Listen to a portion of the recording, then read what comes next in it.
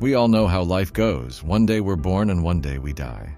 Everything in between is understood, but what happened before and what will happen after remain unknown. This uncertainty makes it difficult to determine the meaning or importance of our existence. If we don't know our origins or destination, how can we grasp why we are here?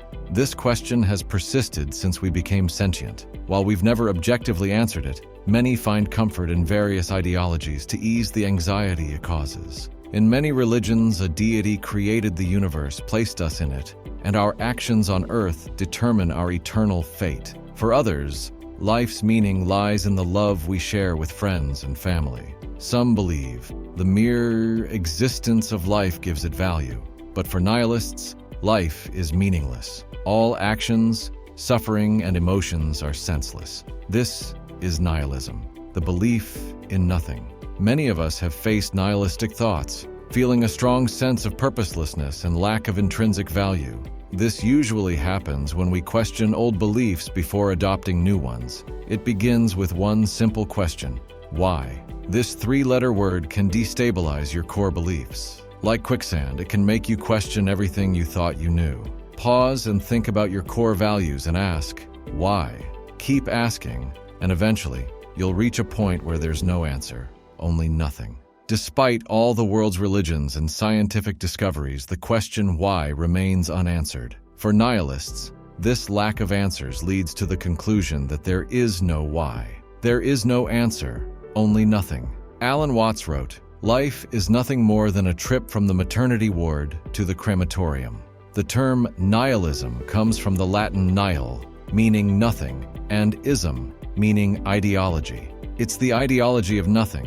People often confuse nihilism with pessimism, but they are different. Pessimists believe in the worst outcome and focus on negatives, believing evil will prevail. Nihilists, however, don't believe in anything, including good or evil.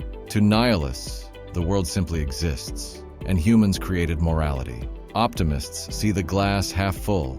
Pessimists see it half empty. Nihilists say, throw the cup away, as it doesn't matter. Nihilism is often compared to cynicism and apathy, but they differ. Cynics believe people are motivated by self-interest and distrust human motives, whereas nihilists believe neither good nor evil exists. Apathetic people don't care about life's meaning, while nihilists believe there's no grand design or purpose. This leads to the paradox of nihilism. Believing in nothing means believing in something, contradicting nihilism itself. Nihilism started as a literary invention before becoming philosophical, resulting in various interpretations. Political nihilism advocates for destroying all political, social, and religious orders for progress. Ethical nihilism rejects absolute moral values, suggesting we can do whatever we want for true freedom.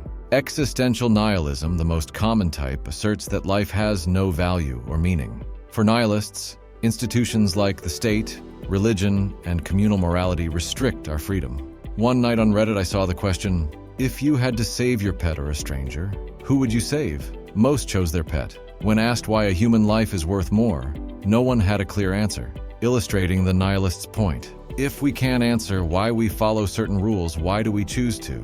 It might be to avoid the horror and anguish of accepting life's meaninglessness. If life is truly meaningless, all our achievements might be a waste, a blip in time, with no consequence. Friedrich Nietzsche argued both for and against nihilism. He stated there's no objective structure except what we create, saying, every belief, every considering something true is necessarily false, 'cause there is simply no true world. He believed nihilism would expose humanity's beliefs as mere symptoms of a flawed mythology, famously stating, God is dead. However, Nietzsche also feared nihilism would lead to civilization's collapse. If nothing matters, how can we condemn atrocities like slavery or nuclear warfare? Nietzsche believed that if we could survive nihilism's chaos, we could create a new morality free from past prejudices. Tearing down old beliefs shouldn't leave us lost, but give us a chance to build something better.